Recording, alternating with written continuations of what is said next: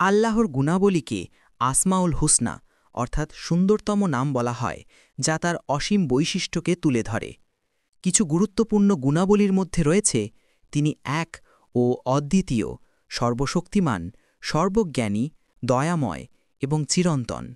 এই গুণাবলীর মাধ্যমে আল্লাহকে জানা ও বিশ্বাস করা হয়, যা একজন মুসলিমের চরিত্রের উপর ইতিবাচক প্রভাব ফেলে।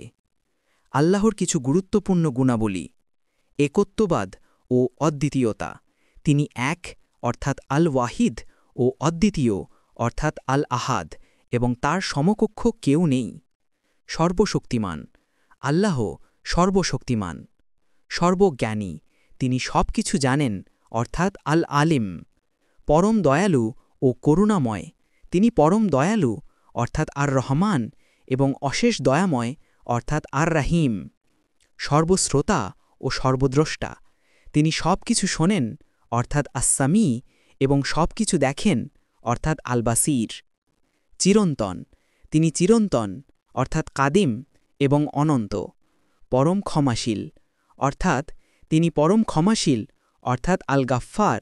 সৃষ্টিকর্তা ও প্রতিপালক অর্থাৎ তিনি সকল সৃষ্টিকে সৃষ্টি করেছেন এবং লালন পালন করেন অর্থাৎ আর রাব এবং আর রাজ্জাক।